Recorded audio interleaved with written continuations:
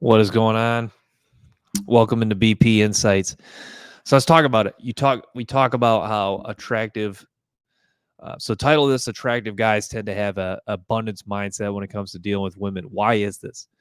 Well, it's kind of a belief. It kind of goes with the belief that if you know you can get an attractive woman once, if you know that if you get shot down and you know that there's more attractive women that'll have interest in you, it's a lot easier to recover from that rejection. It's kind of like if you're out in the desert and you you come across a cup of water and you know there's not going to be another cup of water for a long time, then you're probably going to appreciate that cup of water more. But if you know that you can get a cup of water every 5 minutes or every 100 200 feet, you're probably not going to be as fearful of running out of water. So that's the thing. That's kind of how it goes. As an attractive guy, you know that you're always going to have interest. You're always going to have some options, as long as you make the approach and you take the necessary steps to try to exercise those options. But that's the thing. It's like as an attractive guy, oftentimes you can get so much, you get so many looks that in a given day, say a girl turns you down, say you get shot down multiple times, you know that there'll be another girl that'll probably give you indicators of interest, giving you, like we talk about, that green light to shoot your shot. So it makes it easier to forget about those approaches, or it makes you easy. It's easier to forget about those rejections.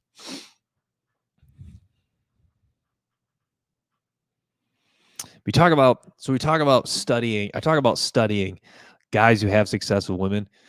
You notice that, the number one thing I always refer to that they have is the take it. They have the take it or leave it mindset. And what I mean by that is they have zero tolerance when it comes to dealing with women, but they're not guys that are going to get like all angry and butthurt about a rejection. They're guys who, if they get rejection, they say, "Cool, let's keep it moving." They move on to the next. They have the abundance mentality. They know they can drink water, or they know that there's a glass of water coming for them, anytime. They're not just wandering through the desert, worried about when the next cup of water is. They know that they can drink anytime they want. So that's the thing. That's why guys who have a lot of success with women, they just do not. They're not phased by rejection, and they don't get emotional when a woman breaks up with them. They don't really, unless they're in like a long-term relationship where they heavily invest with one girl. They do not really make a big deal about it. So yeah, guys who have success with women have the take it or leave it mindset. They, uh, not always the masters of cold approach, but I've noticed they're guys who they just know how to meet women through circumstances. They have, social circles in place where it seems like they're meeting new women, going on dates, having girls that they're talking to, having girls that they're filtering for. So that's the thing I notice. Yeah, guys who have success, they have that strong social circle. I think that's important. I think, most guys, I think you don't want to rely too much on social circle game, but I think social circle can be very helpful, especially if you're a social guy. Um, Obviously, just being a social guy helps you in general, but if you're a social guy, I think, or if you're a guy that's good with women, having social circles and doing social circle game, I think can be beneficial.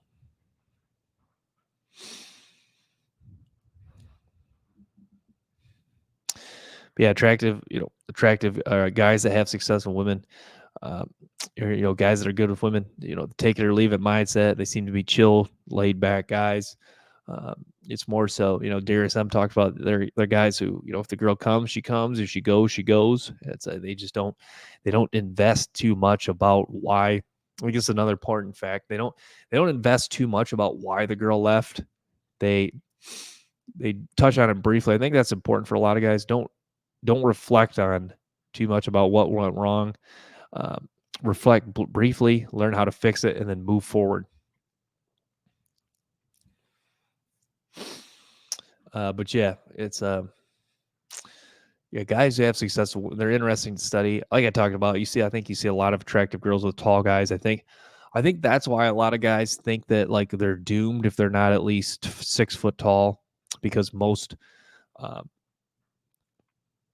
most of the most attractive women you see are with tall guys, but that's not always the case. But I think it happens often enough where it kind of really feeds into that belief to guys that you have to be over 6 foot to get girls, but that's not always the case.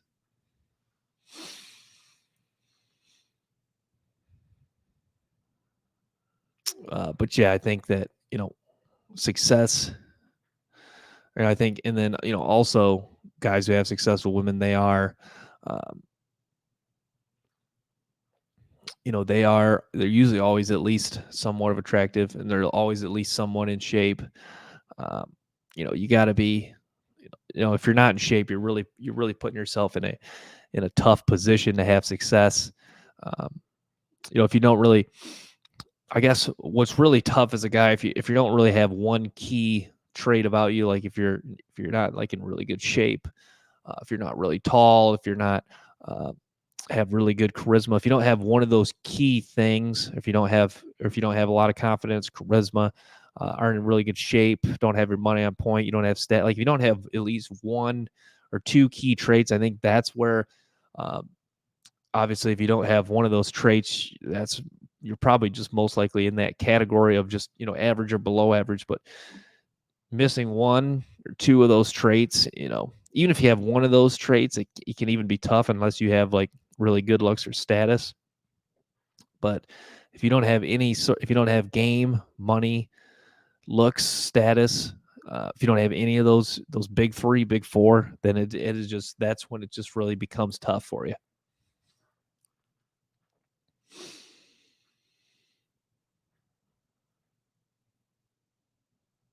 But yeah, I like observing some of the top guys. It is fun. It is interesting. They are just pretty chill. They are just kind of, they have the real I don't give a fuck kind of mindset. And like some other guys commented, you need to have some humility too. But I think it is important to, having the I don't give a fuck mindset is just really important, um, because you want to be ideally you want to try to be as carefree as possible. And I think that part of the success that, um, guys are part of the confidence that comes with guys who have success with women comes from they know, in their heart of hearts that they're on their grind, they're improving in the gym, their finances are on point, they've been given good social feedback their whole life, so part of their confidence comes with the good social feedback, accomplishing things in life, having a track record, of talking to many beautiful women. That's something that a lot of guys don't really understand. Is I remember last night this guy came in, to where I work. He was like 6'4", 6'5", and he's like an inch taller than me. So when I see a dude that's taller than me, obviously that stands out. And he's with a really attractive girl, so that obviously stood out too. And so I was thinking that, I see this guy, and I'm thinking like, you just kind of assume, because having an attractive girl kind of is a way to, uh, show off status. You just assume all these things about that guy. You assume that guy's been given good social feedback. You assume he's had a track record of having success with women. Um, but what you also can assume is there's been some struggle with women as well. I'll bring the light in here. Um, you assume that he didn't, he got that girl. That was not the first, girl that he had success with, or that was not the first girl he talked to and she was interested and she made it happen. Every guy's, um, like Andrew Tate talked, every guy's had that heartbreak, that's really made him a better man. So this guy, I'm sure he's had the heartbreak along the way, but you can infer that, he's most likely a cool guy. He's not, I think that's why girls are interested in guys that have girlfriends more so because it just shows that the guy really is not a weirdo. The guy's not a creep. He's not a serial killer. He's not a, whatever. Because if one girl likes him, if one girl with him, obviously he has at least one thing or multiple things, that are going on that they're making him attractive. And yeah, you can assume that Darius M talked about this too, that the guy has had, probably his fair share of rejections, but also he's had enough practice, to get him that attractive woman. For every guy you see with an attractive woman, that guy has put in a lot of hours of practice in trying to get better. But I guess it kind of goes back to, a fairness aspect, if you will, because usually more attractive guys get more opportunities to get that practice with girls.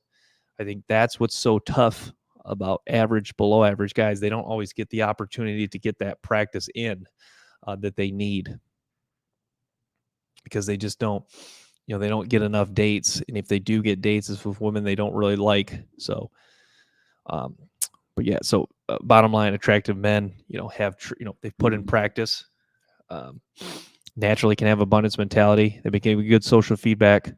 Um, Even if they are an attractive girl, you can assume they have practiced that too, because you don't just, like, if you are just tall, good looking, it's not a guarantee you're going to get an attractive girl. You still have to have some qualities too. So I assume that guy I saw last night has some charisma or something. But Austin Dunham, to kind of go to kind of build another point here.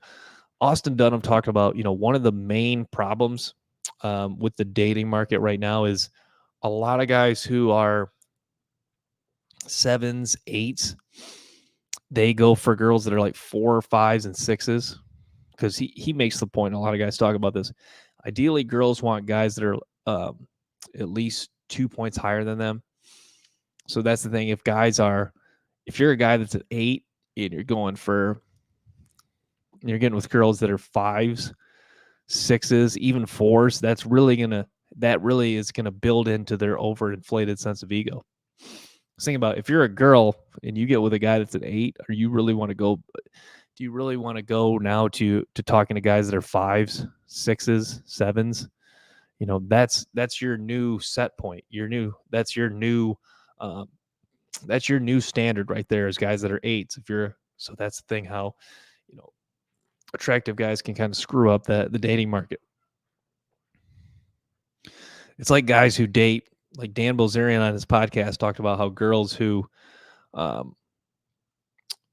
he dated, hooked up with, and now they're not with, like, I guess they're with not really average guys. I'm sure because he's with beautiful women. I'm sure these guys are still, in the top percentage of categories, but Dan Bilzerian is in a 1% category.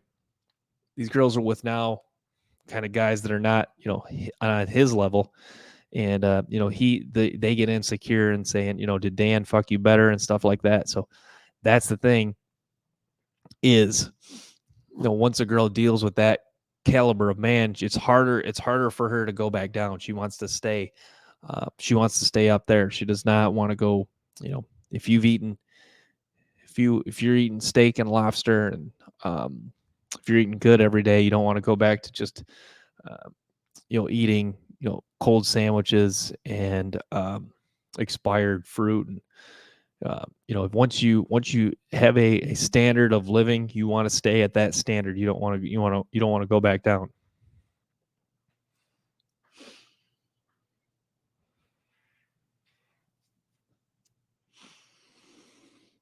We'll talk about kind of how the gym helps you so much. I guess how getting in the gym helps you with women. I think how it helps you is, if you're in the gym, if you're hitting the weights hard every day, it kind of makes rejection feel a little bit better, because you're thinking, like, I have an outlet to, if I feel depressed, I can exert a lot of my depressed energy. And you think in your mind, I'm putting my body, why do I care what this random girl thinks? Why do I care about getting rejected by this random girl when I'm inflicting pain on my body each day, and my body is being pushed, and I'm putting in all these hours? So I think that's how the gym helps you. But also, the next thing I wanted, I think women assume, people talk about looks maxing. A lot of guys that are good looking have put in the work to really become good looking. They're not always naturally good looking. I think a lot of women don't understand that. I had one girl say, my looks are genetic, which sometimes good looking guys, it is just superior genetics, but also it's like, the thing is, women don't see the struggle men go through. They see, they're waiting at the finish line. They don't, for me, it's been 2 years especially in the last 4 or 5 months, not missing a gym day. It's been 2 years of going to the gym consistently to build an ideal physique and really become as good looking, as and get a good looking a physique as possible. They don't see all those hours at the gym, the years, the time. They don't understand that. They just see the finished product and assume that finished product that's always been the case. So that's the thing. They don't. It is a phrase. Women pick the winners, and they don't. Like, do you think all the women that Drake's hooked up with? Do you think those women think about all the hours he put in the studio, all the hours he put working, improving and grinding? They don't understand all that time. Like, look at, like, for Andrew Tate to build the influence he had, he put in hours in the gym boxing, hours at work, hours and hours invested on his business, hours trying to figure out how to get the most people in the real world and Hustlers University. It's just hours of time and effort to build something great. Success doesn't happen overnight, and that's what women don't always kind of. It doesn't always kind of cross their mind with men, is all the hours they've put in.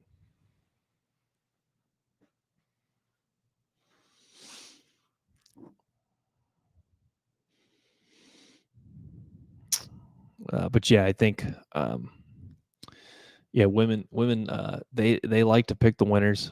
Obviously, I've talked about how they've kind of earned that right to pick the winners. Obviously, they are the gatekeepers to that. So, but yeah, I'm kind of running low here. I want to wrap with that. But thanks for tuning in to BP Insights, and stay tuned for more. Stay tuned for more episodes and clips from the show.